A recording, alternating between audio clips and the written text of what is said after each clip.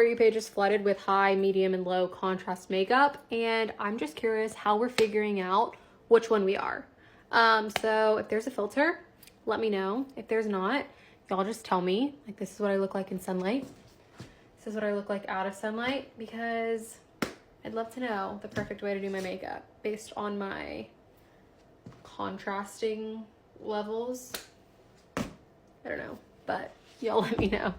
High contrast versus low contrast makeup. What is it and what does it look like? I'm gonna do one side of my face high contrast makeup and one side of my face low contrast makeup today. And we're gonna see what we think suits me better and what we think of both sides. Using this filter, I'm going to determine whether I am high or low contrast. I already know I'm high contrast, but I'm going to use the filter anyway. The difference is the contrast between your eyebrows, your hair, your skin, and your eye color. I know I'm high contrast because I am relatively fair with dark eyebrows and dark hair. Even though my eyes are light, I still wouldn't be a medium contrast because, again, my hair is quite dark and my skin is quite light. So realistically, the high contrast makeup should suit me better. Even though we know I'm high contrast, I'm gonna start on this side of my face, which is the low contrast side. And we kind of want everything over here to be a little bit more soft, a little bit more blended with each other. There's no harsh lines, there's nothing that stands out. I'm placing my concealer where I would normally put it. The only difference is instead of dragging it out to create that sort of uplifted look, I'm just gonna put a little dot here. And I'm going with my cream bronzer next. And what I'm doing is I'm putting it on my hand, and then from my hand, I'm then going in and putting it on my face. Again, we don't want any harsh lines. We just want a little bit of definition. Everything needs to be blended. It's also why I'm not filling in my brows, because we don't want them to be too much of a focal point. We don't want anything to be too much of a focal point.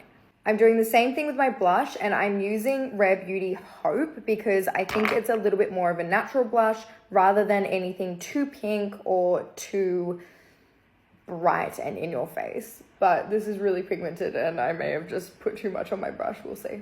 No, okay.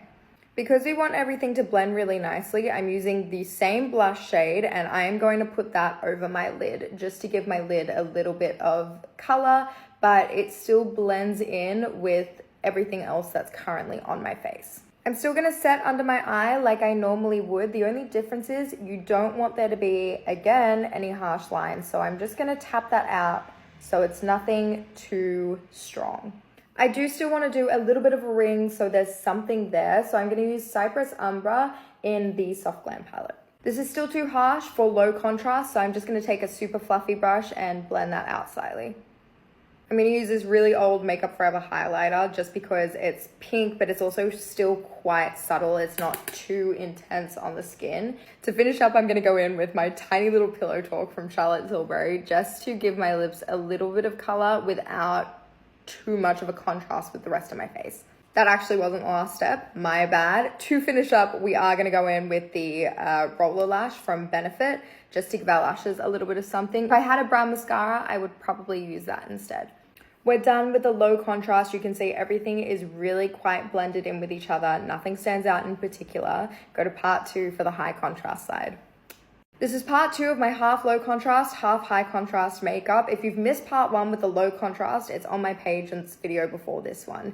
This one is the right side, my high contrast makeup. I've already done my brows, so I have done the brow wax like I usually would, but this time I also filled them in and carved out the bottom of them. Because this time, it's not about all being blended, it's about all being, surprise, surprise, very high contrast. Much like before, I'm putting my concealer in all the places I usually do. The only difference is this time round, I'm creating that line to lift my face. With the contour on this side, I am using a slightly darker contour than I did on the other side, and I'm really trying to chisel out everything on this side. For blush, I'm going in with Rare Beauty Happy, as opposed to last time where I went in with Hope, because it's a much more dull color. This is a much more vibrant color. I am still putting it on the back of my hand only because Miss Selena Gomez has pigment in these.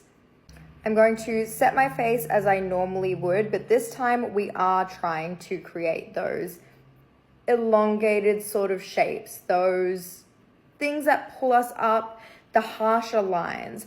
I don't necessarily mean don't be blended. I just mean this is quite soft versus this being a little bit more vibrant.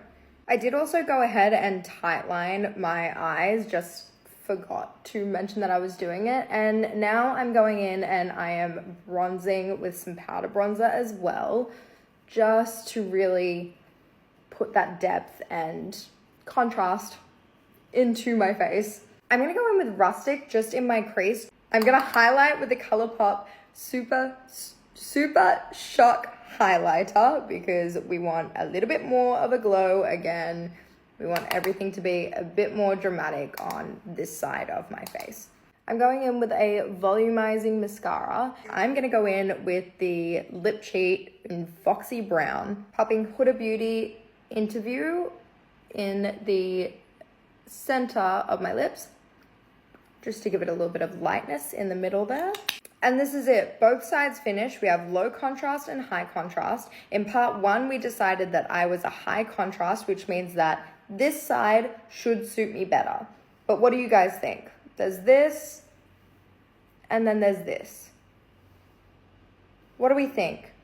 Personally, I like both of them. I think makeup is just something to be creative about. I don't think it really matters high contrast or low contrast, but I wanted to show the difference in high contrast and low contrast. I always find that low contrast looks come out as, you know, soft and clean girl, whereas the high contrast always has to be like full glam. I don't think that's necessary. It just has to be slight differences. But this is the end result. Love you.